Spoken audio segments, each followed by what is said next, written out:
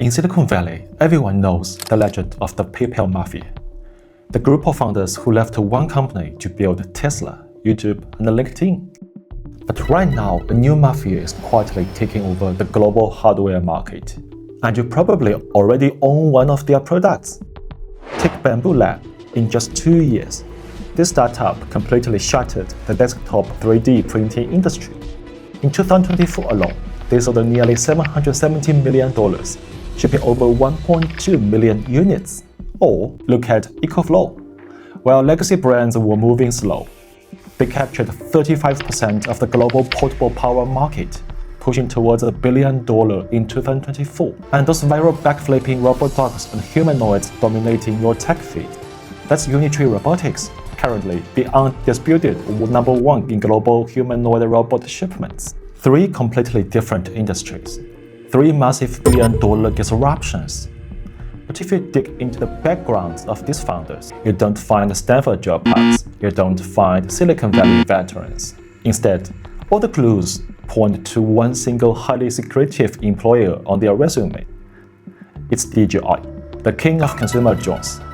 Bambu Lab CEO, he was the lead product manager of DJI's legendary Mavic Pro. Ecoflow's founder, he was the guy who built DJI's battery R&D team, solving the drone flight time bottleneck. Unitree's creator, he started his career at DJI right out of college. This is not a coincidence. Why are all these hardware unicorns birthed from the exact same company? Today, we're decoding the blueprint of the DJI Mafia. If you look at traditional playbook for many hardware startups coming out of China, it's often a race to the bottom. The strategy is simple: cut costs, slash prices, and flood the market with cheaper alternatives. They focus entirely on being the cheapest, often ignoring true product innovation and the actual performance needs of the user. But the DJI Mafia completely rejected this cheap clone mentality. For them, good enough or cheap enough is a fireable offense. To understand this, look at consumer drones before DJI took over. Back then, flying a drone wasn't about if you would crash, it was about when. Instead of putting a band-aid on the problem to save a few bucks, DJI engineers built a completely anti-crash system called flight autonomy, combining dual vision sensors, ultrasonics, and emus. They tested it in brutal conditions until it could precisely detect a branch 15 meters away, automatically hit the brakes at 20 meters. They didn't just build a cheaper drone, they eliminated the user's biggest fear. Now, watch how this exact uncompromising DNA transferred to Bambu Lab.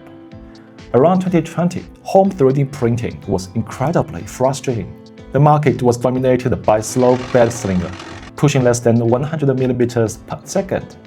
And the worst of all, printing overnight was a massive gamble. Users would wake up to a giant wasted pile of plastic, the infamous spaghetti failure. The Bambu's founder, who was the former DJI lead, didn't look for a cheap shortcut. Instead of throwing together off-the-shelf parts, he pushed his team into a stealth mode for 22 grueling months. They burned through millions of dollars, scrapped 7 complete product iterations, and ran over 700 brutal tests just to perfect the printing layer lines. But let's be completely objective here. This level of hardware dominance comes with a dark, heavy price. This isn't your laid-back Silicon Valley ping-pong table culture. Behind this extreme performance is a notoriously brutal work environment. DJI is famous in China for its extreme evolution, a hyper-intense pressure cooker culture. In their early days, project milestones weren't measured in months or weeks. They were tracked strictly by the hour. It's a ruthless system that either breaks you entirely or turns you into a hardware god. So extreme obsession with hardware perfection is a foundation. But here is the truth. Having the best hardware is completely useless if you don't have a cult-like community to hack it, modify it, and push it to the limit. And that brings us to the DJI Mafia's second secret. There's a massive misconception out of China that Chinese hardware is always a closed black box. Cheap gadgets that you can't repair, you can't modify, and definitely shouldn't open. But the DJI Mafia plays a completely different game. They didn't just tolerate hackers and DIY makers, they actively harness their power. Look at DJI's RoboMaster tournament running since 2015. This isn't some cute high school science fair. It's a brutal real-world esports arena where thousands of hardcore engineering students build custom mechs from scratch to literally fight each other in a stadium. To win, these kids aren't just driving RC cars. They have to solder their own circuits, write deep AI vision algorithms to auto-aim at enemies, and fine-tune complex PID controllers. And the best part, the winning team frequently open-source their entire codebase on GitHub. Now, carry that exact hacker-first philosophy over to Bambu Lab. They built a MakerWorld, a platform similar to Thingiverse. By 2025, it exploded to over 10 million monthly active users, hosting over 2.6 million models. But here's a kicker. If you search Bambu hacks, you will find thousands of open-source mods created by users to upgrade the printers themselves. The community acts as an external R&D team. Bambu Lab doesn't try to lock them out. Instead, they launched the Let's Make It Creator Fund, pouring up to $300,000 to directly finance these gigs to turn their wild ideas into real products. Hardcore DIY engineers, especially in places like US and Germany, known for the obsession with mechanical perfection, absolutely love this. They're literally being paid to hack the system, so extreme engineering creates the foundation. A hyperactive hack community pushes it to the limit. And none of this, not the 22-month stealth development, not the massive open-source hardware iteration, would be physically possible if it weren't for where these companies are physically located. Welcome to the Silicon Valley of hardware in China. In Silicon Valley, there's a famous saying, hardware is hard. If you want to build a new drone or 3D printer in California, waiting for custom parts to ship across the ocean takes weeks. Iterating a prototype can take months. But the DJI Mafia operates in a different reality. They operate in Shenzhen, China, a city that literally bends the law of physics when it comes to manufacturing speed. Look at how DJI built the supply chain for Mavic 3 series.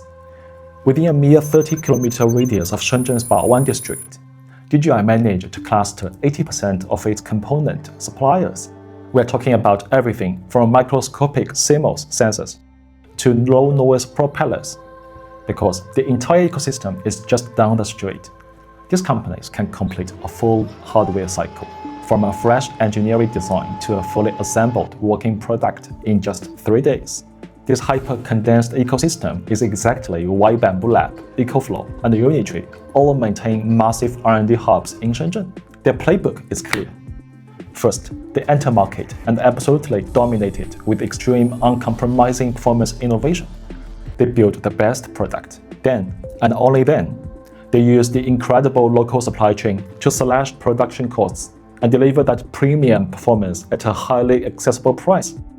They took niche, expensive tech and turned it into massive billion-dollar blue oceans. And the capital markets know this cheat code perfectly. The venture capital ecosystem in Shenzhen has become near perfect for these hardware startups. In fact, major investment firms have literally set up field offices within 5-kilometer radius of DJI's massive Sky City headquarters. They sit there like scouts, specifically tracking the movements of core DJI engineers. For normal hardware startup, going from rough idea to securing seed funding takes average of 8 to 12 agonizing months. For a former DJI engineer stepping out of these doors in Shenzhen, it takes an average of just 3 months. To wrap up, what is the secret of the DJI Mafia? It's a culture of pressure cooker that demands extreme product performance. It's an open ecosystem that arms a cult of hackers. And it's the physical reality of a city that iterates faster than the speed of software. The PayPal Mafia defined the internet era for the West. But right now, the DJI Mafia is quietly writing the future of global hardware. And they are doing it with an execution speed that the rest of the world is shocking. But I want to hear from you. Which of these 3 industries, 3D printing, portable power, Robotics, do you think the DJI Mafia will completely monopolize next? Let me know your thoughts down in the comments, and don't forget to subscribe for more deep dive into China tech. I will see you in the next one.